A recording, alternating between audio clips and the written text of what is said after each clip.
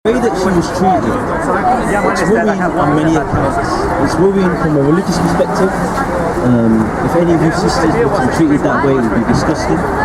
But from a political perspective as well, because the fact that she's an American citizen, the fact that she works for Press TV and she lives in Iran isn't a crime. You should be able to travel freely back and forth and shouldn't be treated this way.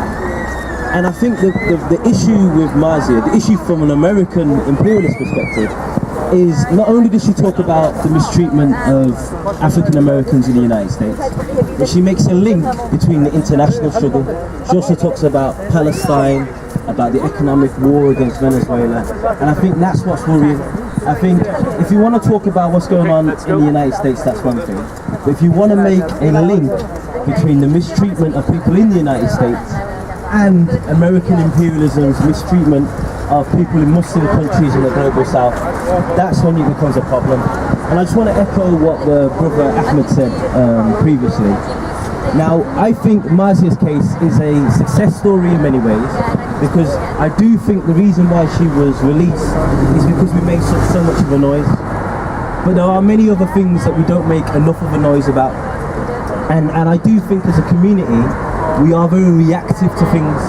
Somebody gets detained, we protest, but we need to be a bit more proactive and learn from our enemies. We see how the Israelis and their supporters lobby and how they organize. We can despise what they stand for, but we can imitate some of their tactics.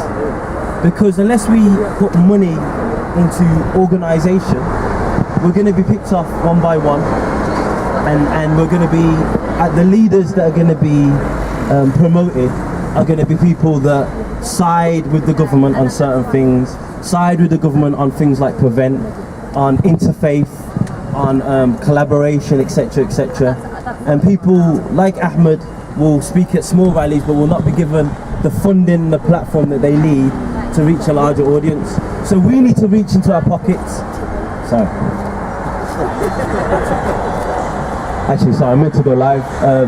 So anyway, walaikum assalam, and thank you for everyone for coming. Thank you. Sorry.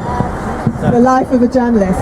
And before we do some chanting, I would like to get one group photo of everyone who's still here. So if that's the US Embassy, if we can have everybody standing here so we can take a group photo.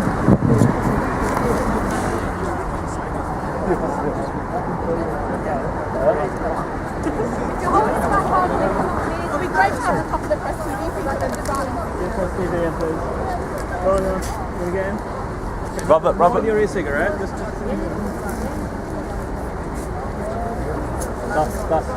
Yeah. Hands up, please. If you've got a placard, Chris, up in here.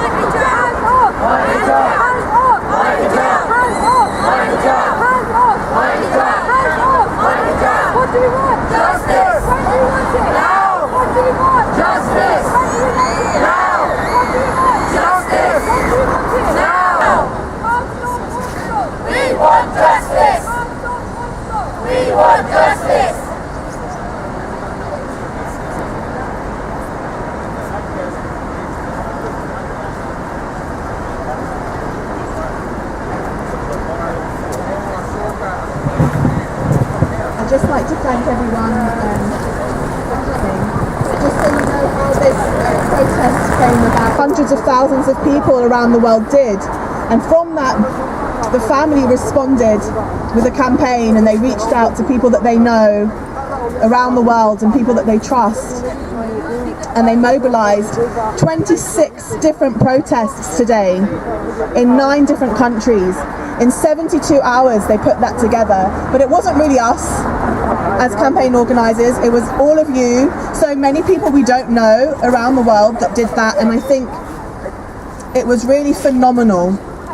And that should be that despite the difficulties, and really the difficulty Marzieh had to go through in the last 2 weeks, that we can take a really strong and positive message from this difficulty that she's had and that we've all had in the last week or so. If we can just let this lady through here. It's all right, just let her through. Just let her be. So, if we can just have a path clear for people that do want to move.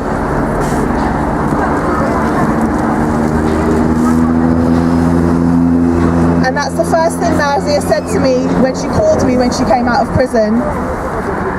I picked up the phone, it was her daughter's name on the phone, and I picked up and it was Marzieh's voice. And after having a little cry, I have to say, the first thing she said, I had a little cry, she's far too strong for these things. I had a little cry, and the first thing she said to me, it's not over. If you've organised protests, keep them going, because this isn't about me, Marzieh Hashemi, this is about so many other people that are facing this, that don't have the media coverage, who aren't a journalist. And I think that's why she really wanted us to all come out. And I'm phenomenally happy with the number of people that have come out today. It's a Friday, it's January, it's cold, it's in the middle of the day. We had over 60 people here.